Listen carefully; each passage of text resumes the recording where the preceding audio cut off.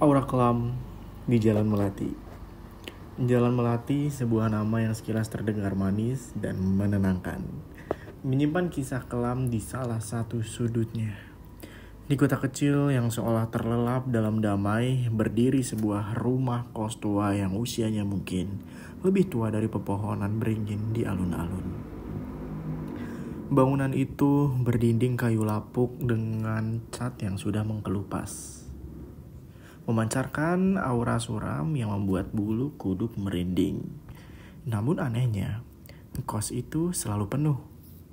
Tarikan harga sewa murah, fasilitas yang cukup memadai, dan lokasinya yang strategis di dekat kampus seolah menjadi magnet yang tak terbantahkan bagi para mahasiswa perantauan yang tak peduli pada penampilan luar.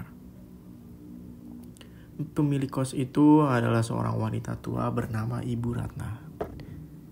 Usianya sekitar 60-an, namun kulitnya masih kencang.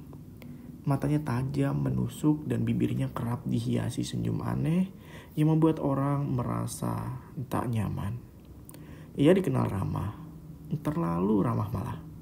Namun ada sesuatu dalam sorot matanya yang seolah menyembunyikan rahasia gelap. Tak ada yang tahu pasti asal-usulnya. Dan ia jarang sekali keluar dari rumah utama yang terletak di belakang bangunan kos. Ia selalu tersembunyi di balik rimbunya pohon kamboja yang bunganya selalu merah mereka. Bahkan di musim kemarau sekalipun. Desas-desus beredar di kalangan warga sekitar, menyebut Ibu Ratna sebagai keturunan dari dukun sakti yang konon memiliki ilmu hitam tingkat tinggi, mewarisi pusaka dan praktik-praktik gaib dari leluhurnya. Namun, tidak ada yang berani bertanya langsung, apalagi mencari tahu lebih dalam. Singkat cerita, Alia, seorang mahasiswi semester awal yang baru merantau, tiba di kos itu setelah mendapatkan rekomendasi dari seorang teman yang sudah lebih dulu betah di sana. Ia merasa beruntung mendapatkan kamar nomor 7, sebuah kamar yang konon dulunya dihuni oleh seorang mahasiswa bernama Dito. Namun, cerita tentang Dito yang menghilang secara misterius tanpa kabar 3 bulan lalu sedikit menggelitik rasa penasarannya. Temannya hanya mengatakan Dito pindah mendadak. Namun sorot mata yang seolah menyembunyikan sesuatu tak luput dari perhatian Alia. Malam pertamanya tiba di kamar itu terasa aneh. Berbeda dari malam-malam yang pernah ia alami, udara terasa lebih dingin, seolah ada hembusan nafas tak kasat mata yang menusuk tulang. Alia menepisnya, mengira hanya perasaannya saja karena ia baru pindah. Namun, kemudian ia mendengar suara bisikan pelan dari dalam lemari tua yang terletak di sudut kamar. Suara itu begitu samar, mirip gumaman doa dalam bahasa Jawa kuno. Namun terdengar jelas di telinganya. Dengan jantung yang berdebar, Alia memberanikan diri membuka lemari. Tak ada apa-apa. Hanya tumpukan debu yang menari-nari di udara dan sebuah cermin tua yang dipaku erat di dinding di dalam lemari. Cermin itu buram, seperti diselimuti kabut yang tipis. Namun Alia merasa ada sesuatu yang aneh. Bukan bayangannya yang terpantul secara sempurna, melainkan seperti ada bayangan lain yang samar dan bergetar. Seolah bayangan itu mencoba untuk menampakkan diri. Ia mengusip cermin itu, mencoba membersihkannya, namun kabut itu tak kunjung hilang. Di cermin itu, Alia melihat seperti ada ukiran aksara Jawa kuno di bingkainya. Namun dia tak membacanya. Keesokan harinya saat sarapan di dapur umum kos, Alia memberanikan diri bertanya kepada kos lainnya. Apa kalian pernah mendengar suara-suara aneh malam hari? Seperti bisikan atau semacamnya? Reza, penghuni kamar 3, seorang mahasiswa senior yang terkenal pendiam dan jarang bergaul, menatap matanya dengan wajah yang serius. Sorot matanya dipenuhi oleh sesuatu yang sulit diartikan. Kalau kamu masih bisa mendengarnya berarti kamu belum dipilih, kata Reza. Dipilih? Tanya Alia bingung. Otaknya mencerna setiap kata yang diucapkan oleh Reza. Dipilih ini dipilih untuk apa? Oleh siapa? Reza tak menjawab. Ia hanya menunduk dan melangkah pergi, meninggalkan Alia dalam kebingungan yang semakin dalam. Jawaban Reza itu terngiang-ngiang di benak Alia seolah sebuah teka-teki yang harus ia pecahkan. Malam demi malam, kejadian aneh semakin sering terjadi. Seolah hantu-hantu di rumah itu mulai menunjukkan eksistensinya. Alia sering terbangun tepat pada pukul 2.17 pagi. Sebuah waktu yang dalam kepercayaan Jawa dikenal sebagai waktu antara hidup dan mati. Saat tabir gaib menipis, ia selalu terbangun karena mendengar suara ketukan 3 kali di pintu kamarnya. Ketukan itu begitu khas, pelan namun berirama. Seolah ada yang mencoba membangunkan Alia secara perlahan. Saat ia memberanikan diri mengintip dari celah pintu atau membukanya sedikit, tak ada siapapun di luar. Hanya kegelapan dan keheningan yang menyelimuti lorong kos. Namun di pagi hari, selalu ada bekas telapak tangan berwarna hitam di lantai kamarnya persis di dekat ambang pintu. Telapak tangan itu seperti bekas arang. Namun saat disentuh tidak ada sisa-sisa bubuk hitam yang menempel di jari Alia. Itu adalah jejak gaib. Singkat cerita, puncaknya terjadi pada suatu malam. Saat Alia terbangun dari tidurnya dan melihat sesosok wanita duduk di sudut kamarnya, sosok itu mengenakan gaun putih penuh darah. Darah segar yang seolah baru menetes. Wajahnya hancur, seperti terbakar api. Dan matanya, mata yang kosong namun tajam menatap langsung ke arah Alia. Aroma melati yang menyengat bercampur bau amis darah memenuhi ruangan. Alia merasakan hawa dingin yang menusuk hingga ke sumsum tulang. Lari sebelum kamu jadi sosok berikutnya, bisik sosok itu. Suaranya parau dan bergetar, penuh penderitaan sebelum Alia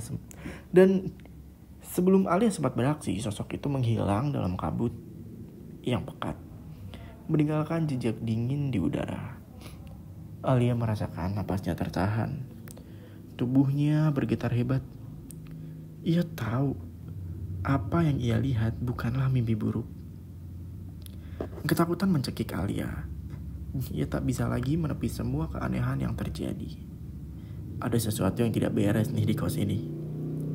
Ia harus segera menyelidiki masa lalu kos itu. Dan dengan tekad yang bulat dan sedikit rasa nekat, Alia pergi ke kantor kelurahan esok harinya. Ia mencari data rumah, mencoba menelusuri riwayat kepemilikan dan kejadian-kejadian yang pernah tercatat. Apa yang ia temukan sungguh mengejutkan. Dalam 10 tahun terakhir, lebih dari 13 orang yang pernah tinggal di kos tersebut menghilang tanpa jejak. Semua kasus itu tidak pernah diselesaikan sama sekali dan seolah ditelan bumi. Dan satu kesamaan mencolok yang membuat Alia merinding adalah semua penghilangan itu terjadi di bulan-bulan tertentu saja. Tepatnya di bulan Suro dalam penanggalan Jawa. Alia ini ingat, bulan ini memang bulan Suro, sebuah bulan yang dalam kepercayaan Jawa dianggap sebagai bulan keramat. Waktu di mana banyak orang yang melakukan ritual-ritual gaib, mencari pesugihan, atau bahkan melakukan tumbal untuk mendapatkan kekayaan dan kekuatan. Dan yang paling mengerikan, semua korban yang sebelumnya selalu menghilang tepat di malam Jumat Kliwon. Sebuah malam yang dipercaya memiliki energi mistis paling kuat. Dan waktu yang tepat untuk melakukan ritual-ritual gelap. Singkat cerita, pukul 11 malam, Alia berkemas. Ia sudah menyiapkan tas kecil berisi dokumen penting dan beberapa pakaian. Ia berencana kabur sebelum hal buruk menimpanya. Ia tahu, jika ia bertahan, ia akan menjadi korban berikutnya. Namun, saat ia hendak membuka pintu, tiba-tiba pintu kamarnya terkunci rapat dari luar. Ia panik, mencoba membukanya dengan sekuat tenaga. Menggedor-gedor, namun sia-sia.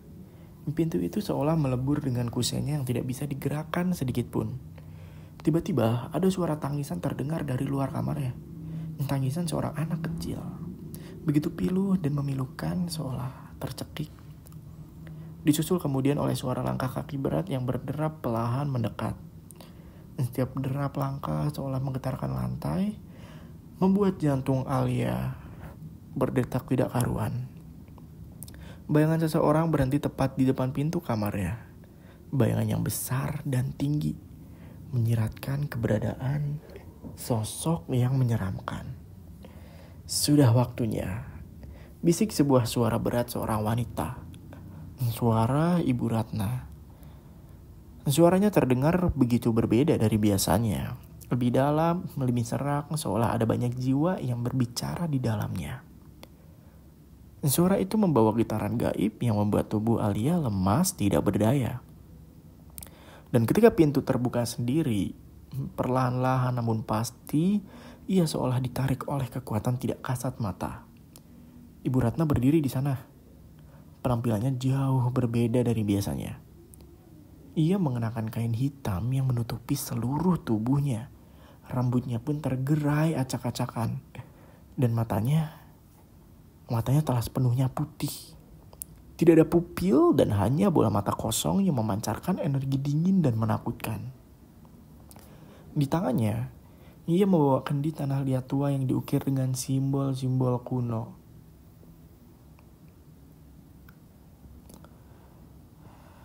Dan sebuah pisau pusaka berwarna gelap yang bilahnya berkilat di bawah cahaya rembulan yang samar, seolah baru saja digunakan untuk menumpahkan darah.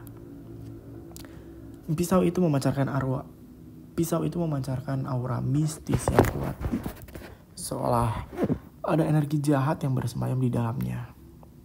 Alia tahu pisau itu bukan sekedar pisau biasa. Itu adalah keris Kiai Jalak Sanggu. Sebuah pusaka yang konon digunakan untuk ritual tumbal dan pesugihan yang energinya dipercaya bisa mengikat korban jiwa. Engkau terpilih, Alia. Energi mudamu cukup kuat untuk memperpanjang kekayaan dan kekuatanku 10 tahun ke depan, kata Ibu Ratna. Bibir ya. Menyinggingkan senyum lebar yang memperlihatkan deretan gigi yang menghitam seolah membusuk. Senyum itu bukan lagi senyum ramah yang biasa Alia lihat, melainkan seringai mengerikan yang dipenuhi kegilaan dan kejahatan. Alia berteriak, mencoba melarikan diri. Namun tubuhnya seakan terpaku di tempat. Ia merasa ada sesuatu yang menekan seluruh tubuhnya, membuatnya tidak bisa bergerak. Seolah diikat oleh benang-benang yang tidak terlihat. Sebuah ilmu pengunci raga, pikir Alia. Sebuah ilmu hitam yang mampu melumpuhkan lawan. Di belakang Ibu Ratna muncul bayang-bayang hitam yang perlahan mulai membentuk wujud menyeramkan. Mereka adalah roh-roh tumbal yang telah dikorbankan sebelumnya. Wajah mereka pucat pasi, mata mereka kosong, dan tangan mereka terulur seolah mengundang Alia untuk bergabung dengan mereka dalam kehampaan. Mereka mengambang di udara, mengeluarkan suara rintihan pelan yang memilukan. Alia pun bisa merasakan dinginnya aura mereka seolah ribuan jiwa meratap di sekelilingnya. Namun dari dalam cermin di lemari, cermin buram yang selama ini ia abaikan, muncul sosok wanita yang pernah ia lihat sebelumnya. Sosok itu, wanita dengan gaun putih berlumuran darah, kini tampak jelas. Mata kosongnya memancarkan sorot kesakitan. Namun ada secercah harapan di dalamnya. Roh itu berteriak. Suaranya parau namun penuh kekuatan. Hancurkan kendi itu adalah kendi pengikat jiwa. Hancurkan. Dengan sisa tenaga yang ia miliki, tenaga yang entah datang dari mana, Alia mengangkat sebuah batu hias dari dekat jendela. Batu itu adalah batu akik yang dulunya ia temukan di halaman kos. Tak pernah ia duga hal itu akan berguna. Dengan gerakan cepat dan putus asa, Alia melemparkannya ke kendi yang dibawa Ibu Ratna. Kendi itu pecah berkeping-keping, hancur menjadi serpihan tanah liat. Seketika seluruh ruangan dipenuhi jeritan mengerikan. Bukan hanya dari Ibu Ratna, tapi juga dari roh-roh yang selama ini terikat dalam kendi itu. Jeritan itu begitu memekakkan telinga, dan suara ribuan jiwa yang dilepaskan dari belenggunya. Ibu Ratna menjerit histeris, tubuhnya mulai terbakar dari dalam. Wajah mudanya yang selama ini menjadi topeng kini memudar, menampakkan keriput dan kulit membusuk. Rontok seperti kain lapuk. Ia terlihat seperti nenek sihir tua yang 1000 tahun. "Tidak, kau merusak semuanya," ia berteriak. Suaranya pecah seperti kaca yang pecah. Sebelum akhirnya tubuhnya meledak dalam semburan asap hitam pekat dan darah yang menjijikkan. Asap itu berbau hangus, seperti daging terbakar, bercampur dengan bau kemenyan dan melati yang menyengat. Roh-roh tumbal yang tadi mengambang kini berhamburan. Sebagian lenyap menjadi cahaya, sebagian lagi melesat keluar jendela seolah dibebaskan dari penderitaan yang panjang. Keesokan paginya, warga sekitar dikejutkan dengan pemandangan kos itu. Bangunan tua itu ditemukan terbakar sebagian. Atapnya ambruk dan dinding-dindingnya menghitam. Tak ada jejak Ibu Ratna dan hanya abu dan serpihan kendi tanah liat di depan kamar nomor 7. Serta bau hangus dan bau tanah yang basah yang menyengat. Polisi melakukan penyelidikan, namun tak ada yang bisa menjelaskan apa yang sebenarnya terjadi. Semua penghuni kos yang selamat memutuskan untuk pindah. Tak ingin lagi menjejakkan kaki di tempat yang dipenuhi aura kematian itu. Alia selamat, meskipun trauma dalam menghantuinya. Ia pindah ke kota lain jauh dari Jalan Melati, dan melanjutkan kuliahnya di tempat yang baru. Namun, setiap malam Jumat Kliwon, ia selalu tidur dengan lampu menyala terang. Dan cermin di kamarnya selalu tertutup kain putih. Tidak peduli seberapa tebal kain itu, ia tidak lagi mendengar bisikan, tidak lagi melihat bayangan, namun ingatan akan kengerian itu tidak pernah pudar. Satu hal yang ia pelajari dari kejadian itu adalah kekayaan yang diperoleh dari darah dan tumbal tidak akan pernah membawa kedamaian. Itu hanyalah sebuah lingkaran setan yang mengikat jiwa, menuntut lebih banyak jiwa, hingga akhirnya menghancurkan segalanya. Dan di kota kecil itu, bangunan kos tua di Jalan Melati kini kosong dan tak terurus. Dinding-dindingnya dihiasi coretan-coretan tak jelas dan rumput liar tumbuh menjulang tinggi. Tidak ada lagi mahasiswa yang berani menjejakkan kaki di sana. Tapi kadang-kadang orang yang melewati tempat itu masih mendengar suara ketukan 3 kali yang familiar. Dan sayup-sayup, tangisan anak kecil yang memilukan dari dalam rumah angker itu. Sebuah pengingat akan perjanjian gelap yang pernah terjadi di sana. Dan jiwa-jiwa yang belum sepenuhnya menemukan kedamaian. Konon, arwah Ibu Ratna masih bergentayangan. Mencari tumbal baru untuk mengembalikan kekuatan dan kekayaannya yang hancur. Di cermin tua di kamar nomor 7. Di dalam lemari yang gelap. Kadang-kadang masih terpantul bayangan samar seorang wanita bergaun putih. Seolah menjaga dan memastikan tidak ada lagi yang jatuh dalam perangkap tumbal kosan itu.